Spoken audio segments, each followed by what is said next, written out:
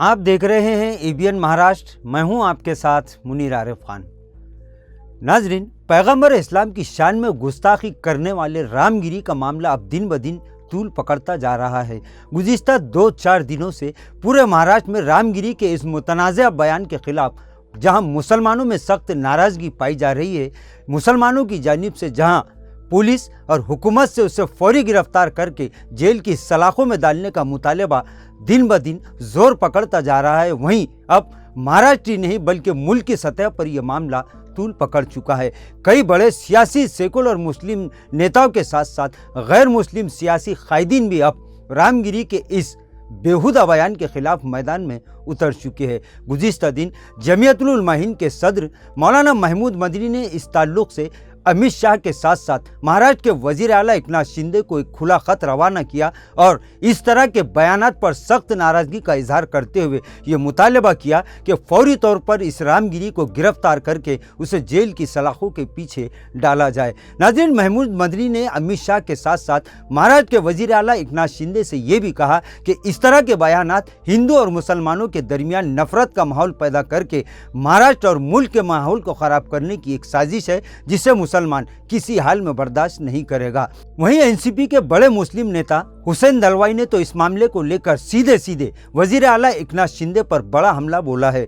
हुसैन दलवाई ने कहा कि इस तरह के मुतनाज़ा बयान देने वाले रामगिरी के साथ वजीर आला एकनाथ शिंदे का स्टेज शेयर करना, इसी तरह इसकी हिमायत करना, ऐसा लग रहा है कि गोया एक प्लानिंग और एक सियासी साजिश के तहत ये सारा स्क्रिप्ट तैयार किया गया था। हुसैन दलवाई ने इस मामले को लेकर बड़ा बयान देते हुए कहा कि अब रामगिरी की हिमायत करने वाले रियासत के वजीर आला एकनाथ शिंदे को वजीर आला के ओहदे की कुर्सी पर बैठने का कोई हक नहीं है। उन्होंने कहा कि महाराष्ट्र से वजीर आला एकनाथ शिंदे की हकाल पट्टी अब जरूरी हो चुकी है। वहीं एनसीपी अजीत पवार के एमएलए अमूल मिटकरी ने तो इस मामले में एक ऐसा बयान दिया है कि जिसके बाद पूरे महाराष्ट्र में गोया एक सियासी भूचाल पैदा हो चुका है। वहीं अमूल मिटकरी के इस बयान ने लाखों करोड़ों मुसलमानों के दिल जीत लिए है। इसी तरह गैर मुस्लिम बिरादरान वतन भी अब इस तरह के बयानात के खिलाफ पूरी तरह से अपनी नाराज़गी का इजहार करने लगे हैं। नाज़रीन, अमूल मिटकरी ने कहा कि कोई भी आदमी भगवा चोला पहनकर संत नहीं बन जाता। उन्होंने कहा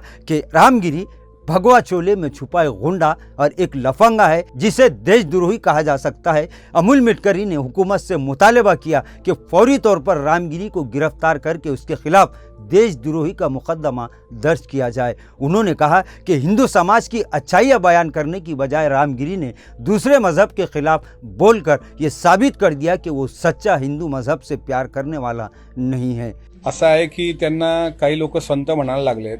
भगवे कपडे घातल्यानंतर जर कोणी संत झाला असता तर अनेक श्वानांचा रंग सुद्धा भगवा आहे, यासाठी प्रमाण आहे तुकाराम महाराजांचं। भगवे श्वान जरी सहज वेश त्याचा, त्यामुळे भगव्या रंगाचा श्वान कधी जसा संत होऊ शकत नाही, तसं भगवं परिधान केलेला प्रत्येक व्यक्ती हा संत असू शकत नाही।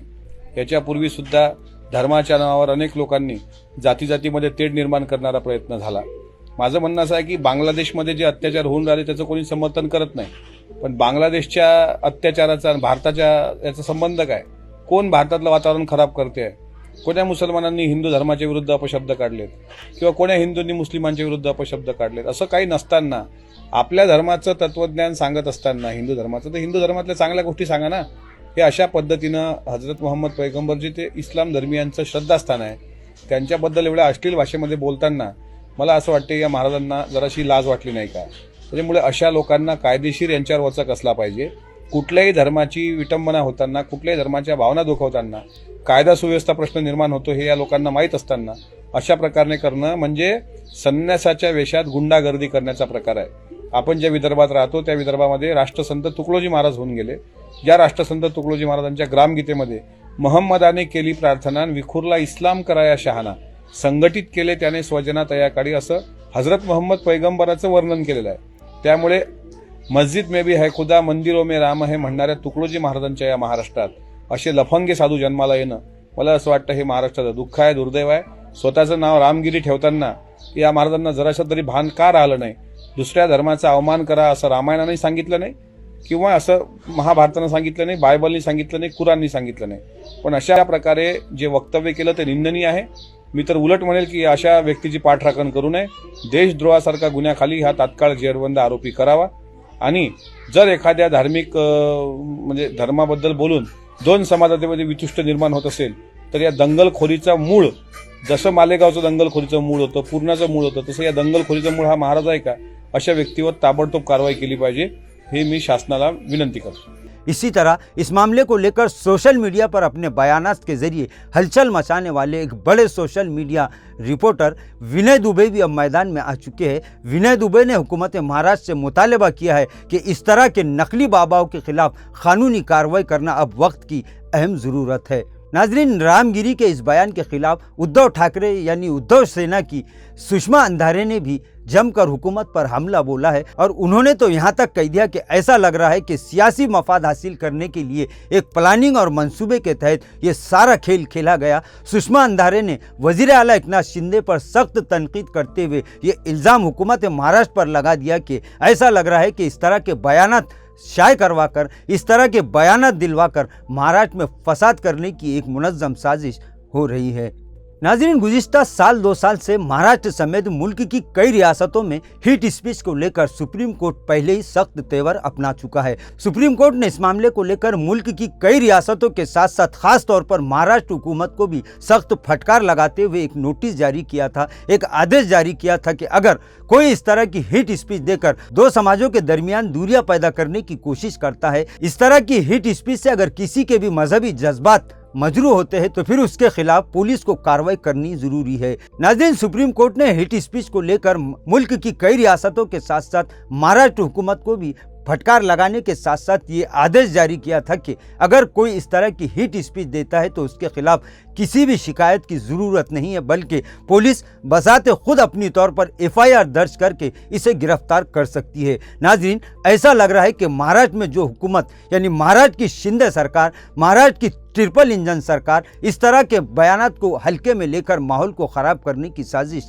कर रही है, वरना अगर हुकूमत इस मामले को लेकर संजीदा होती तो फिर अब तक कार्रवाई जरूर हो जाती। नाज़रीन, रामगिरी के बयान के खिलाफ सिर्फ महाराष्ट्र ही नहीं बल्कि पूरे मुल्क के करोड़ों मुसलमानों के मजहबी जज्बात मजरू हुए हैं। मुल्क में इस मामले को लेकर हलचल मची हुई है, बवाल मचा हुआ है, कई FIR कई शहरों में दर्ज हो चुकी है। उसके बावजूद अब तक रामगिरी को गिरफ्तार क्यों नहीं किया गया, इस तरह के सवालात पूरे महाराष्ट्र के साथ साथ पूरे मुल्क के करोड़ आवाम की जानिब से उठ रहे हैं। लेकिन सवाल यह है कि सुप्रीम कोर्ट के अहकामात के बावजूद अब तक रामगिरी को गिरफ्तार क्यों नहीं किया गया और ये भी इल्ज़ाम आयद किए जा रहे हैं कि रामगिरी को खुली छोड़ देकर महाराष्ट्र हुकूमत गोया सुप्रीम कोर्ट के आदेश का अपमान कर रही है। नाजरीन, महाराष्ट्र के साथ साथ पूरे मुल्क में इस वक्त इस मामले को लेकर काफ़ी हलचल मची हुई है। लोग सड़कों पर उतरकर अपनी नाराज़गी का इजहार कर रहे हैं और हुकूमत से बार बार ये गुहार लगाई जा रही है कि फौरी तौर पर अगर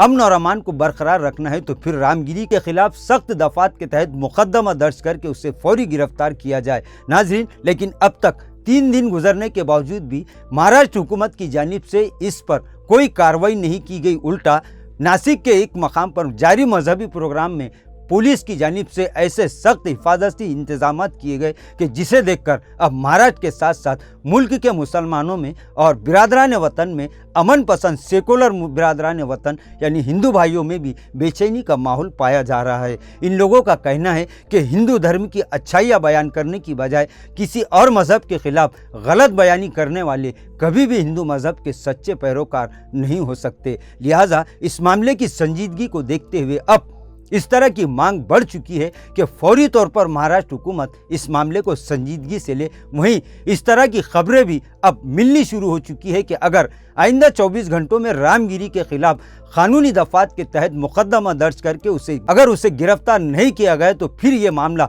सीधे सीधे अदालत की दहलीज पर पहुंचने की हर मुमकिन कोशिश शुरू हो चुकी है। आवाम का कहना है कि अगर पुलिस ने इस सिलसिले में जल्दी कार्रवाई नहीं की तो फिर अदालत से इस ढोंगी रामगिरी को गिरफ्तार करवा कर ही दम लेंगे।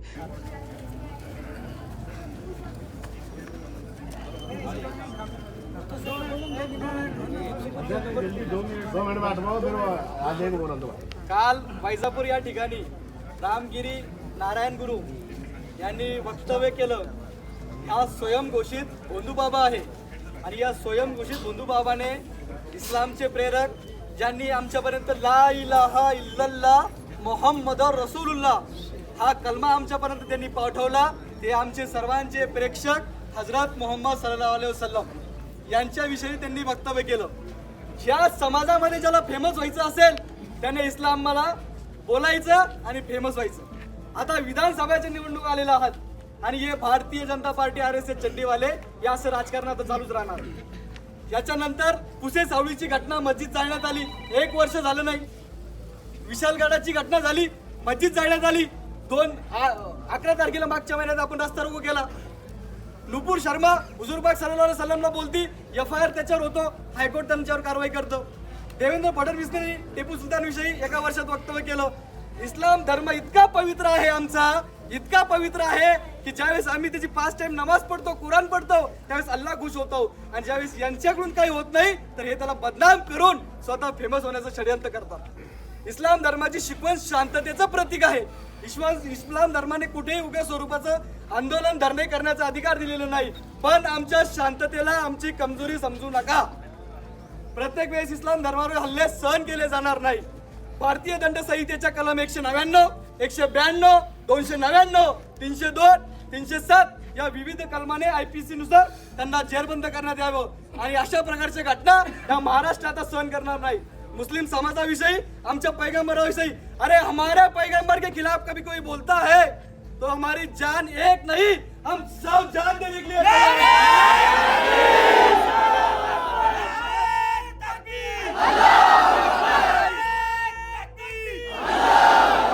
हमारा इस्लाम से बड़ा हमको कुछ नहीं, हमारे हुजूर पाक सल्लल्लाहु अलैहि वसल्लम से बढ़कर हमको कुछ नहीं.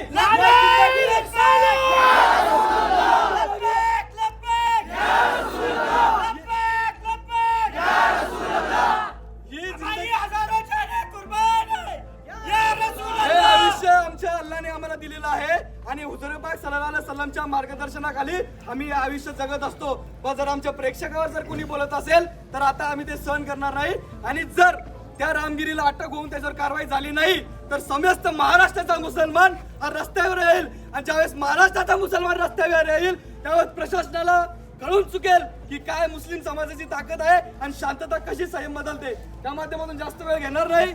धन्यवाद. जय हिंद, जय महाराष्ट्र.